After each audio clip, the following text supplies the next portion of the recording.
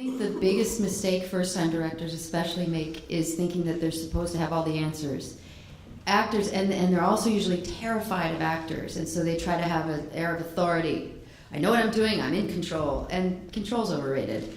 And nobody needs to be in control.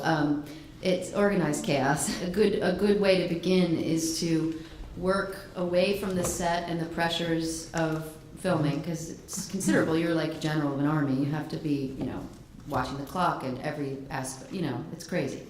And if you can have time before you start shooting to rehearse, but really go through the script and talk about, plotting the movement of the character and the beats and the scenes and what you're looking for, and really create a sense of intimacy with you and each actor, so that on the set, when you adjust them or you talk to them about what you're seeing and maybe you're giving them notes, instead of grandstanding to the whole crew, you can privately talk to the actors.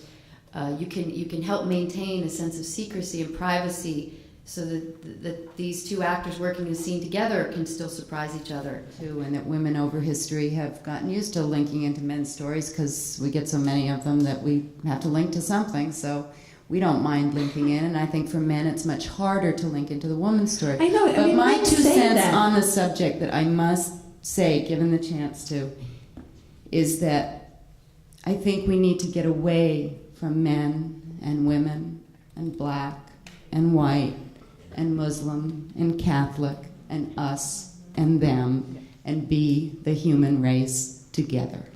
Absolutely. I forgot to ask you my favorite question, which is, what's the best thing you ever had to learn for a movie role? Everything I've ever learned, except what I learned from my son Jack. I've learned acting. I'm always the one. Yeah, I'm always the one who does the stunts.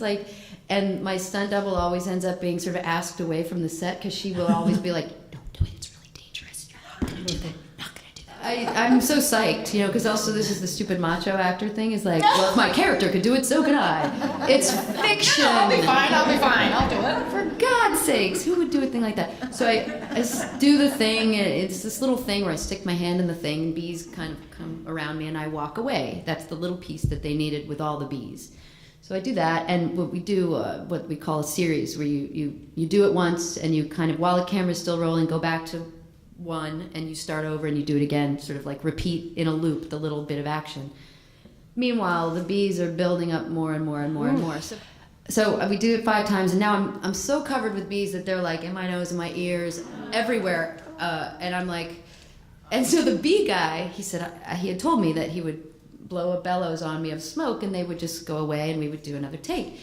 So I'm covered to the point where I almost can't see, and the guy's just like starts to blow smoke. I'm like, okay, and he goes, walk. I'm like, okay.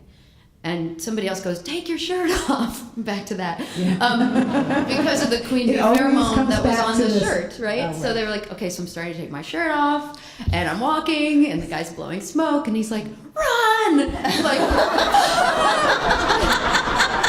I'm throwing my shirt off, jump into a van in my bra, like, and some driver's like, hey, I think that it's a very young art, filmmaking at all. I would give it 100 years, and that's a little generous, right? For it was invented sometime before that, but they've only been 100-year-old art, for God's sake, right? Right. So all film, even the big blockbusters that people like to rag on at the festival, it's all working on the art of film, the beautiful, amazing, collaborative art of film. The bottom line challenge is that it's also so much more expensive to release a movie than ever before. So it's cheaper to make them, and it costs about $35 million to release them in America, the way America is currently releasing movies, like all across the whole country all at once.